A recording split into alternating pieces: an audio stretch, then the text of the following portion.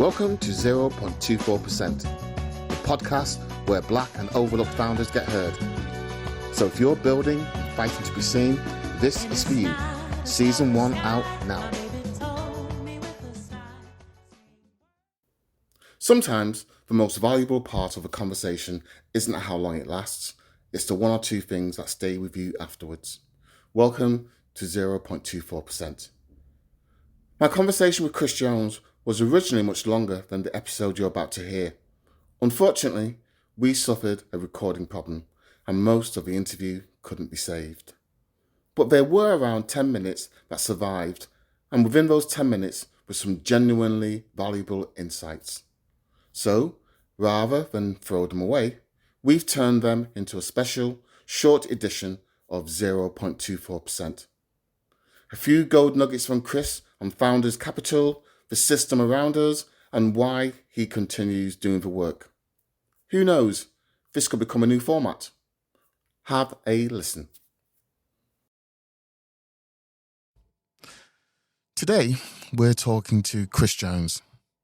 Kris Jones is the founder of MagicSource.online, a platform built to reduce friction between founders and investors, with a clear focus on getting underestimated founders funded and helping investors access better deal flow. He's also head of founder education at DiversityX, where he works hands-on with founders to build the things that actually moved the needle. Clarity, traction, investor readiness, and the ability to communicate an offer without sounding like you swallowed a pitch deck. Kris has mentored across programs like Carbon 13, Raise Ventures, and others. And he's publicly credited with helping founders raise significant capital through practical guidance, not fluffy motivation. What is your motivation to help underrepresented founders? Because I'm a middle-aged white guy. You know what? I didn't actually want to say that, but I left the door open for you to do that. Well, I'm originally from the South Wales Valleys, and I was brought up in Thatcher's Britain. And one of the things that you're going to have to pardon my French here, but across the country, so that inequality of opportunity, people were just thrown out with no replacement for what they lost. Those industries were closed and no segue into anything. They didn't care. To a Catholic school, and they all had different backgrounds and plenty of stories to share around that inequality of opportunity and lack of opportunity. By 2016, they were started to raise capital. And I thought, no, this is crap. And I got two daughters as well. And I thought, I don't want them coming in this environment. I don't want them facing that misogyny, homophobia, all those things that prevent the best kind of founder who deliver the best ROI being disposed not to give them for capital, create something different whereby underrepresented founders were asking people who are predisposed to invest in the best kind of founder for capital at the right times. My thought was, let's create a new flywheel. Investors who know how hard it is that in other early stage and can write lots of small checks to give them that first 50K, that first 100K. Because often that's the bit that's missing, is right at the very start. Initial help, or that are likely to succeed, driving $1 billion. If we start to get more 20 to 50 exits, that creates more angels. More angels kicks that flywheel on. I had a skill set that would help early stage founders, and that really accelerated my desire to do what I was doing, but turn it into a platform. Sat here and I'm smiling, looking at a middle-aged white guy who's doing more for underrepresented founders. What keeps you going?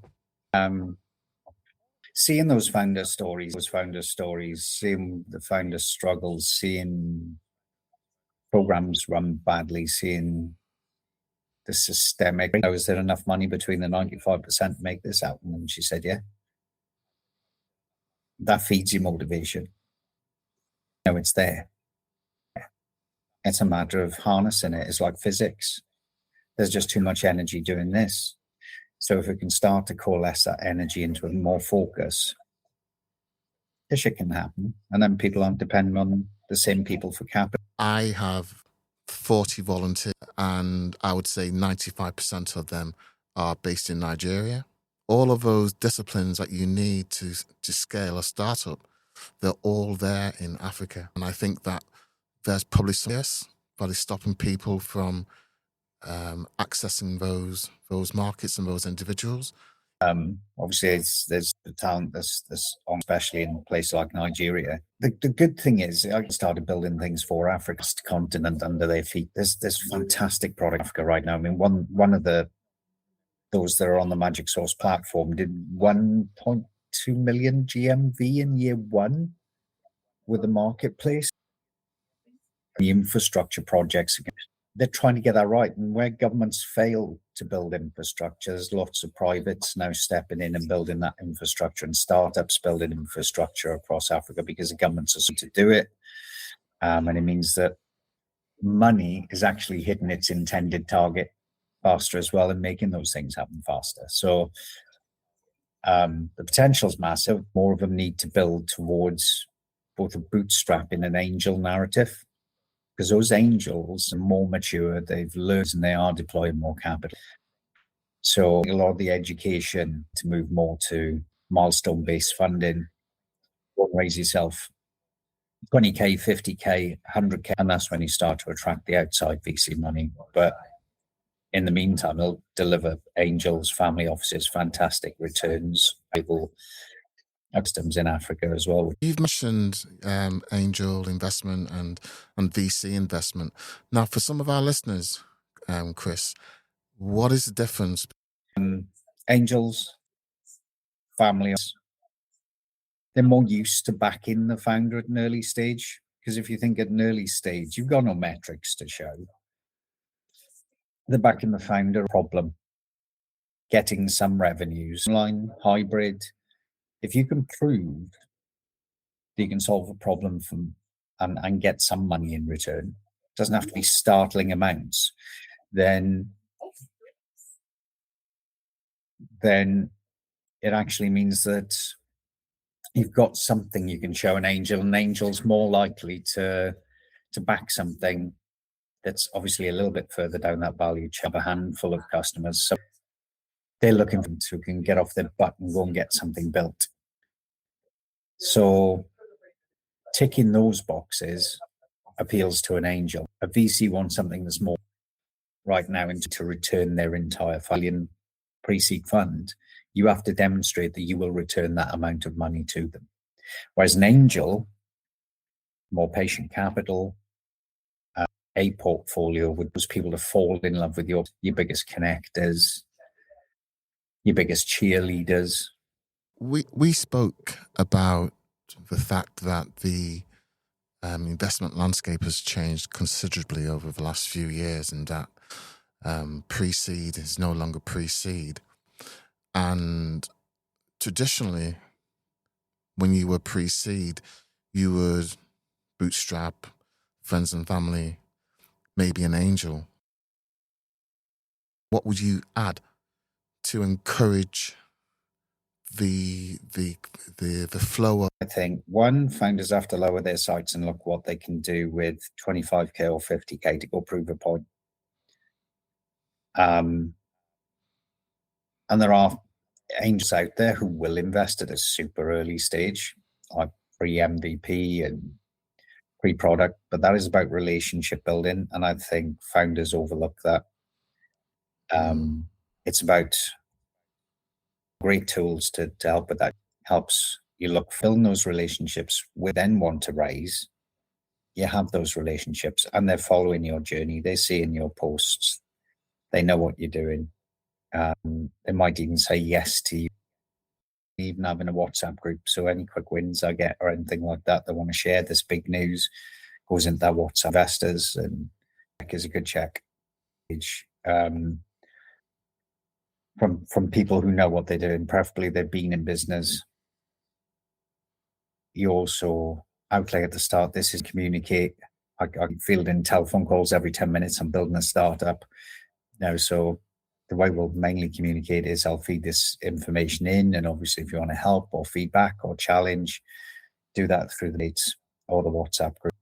So that way you're not the amount of 1K checks out in my first round. Invaluable. Again, those people have been some of my biggest cheerleaders, and what they've helped with beyond that initial 1K check is worth 10 times. I think one of the issues when you are a disadvantaged founder is the size of your network. How do underrepresented founders start that when they are starting from zero? Solutions to that, Michael. You'd be glad to hear. I mean, the community you're starting or have started is key, and exponentially. And the connections that network starts. So even if you start an underrepresented founder, as you can tell by my accent, I wasn't, sort of sent through Oxbridge or anything. Weekly founder calls on a Tuesday, as I mentioned to you, and there's often people from like 3 or 4 continents on that call.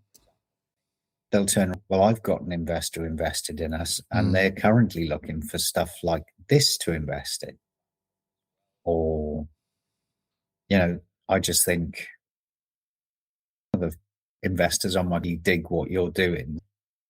And that stuff starts to happen.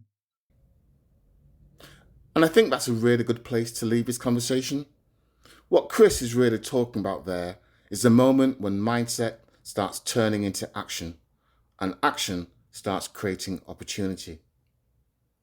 This has been a slightly different edition of 0.24%, but I wanted to make sure we shared some of the strongest moments from my conversation with Kris Jones. There were some real nuggets in there about belief, resilience, and what happens when you keep moving forward. Kris, thank you for joining me, and as always, thank you for listening to 0.24%. If something in this conversation resonated with you, share the episode with someone who needs to hear it. Until then, keep believing, keep building, and keep moving forward. This is Michael.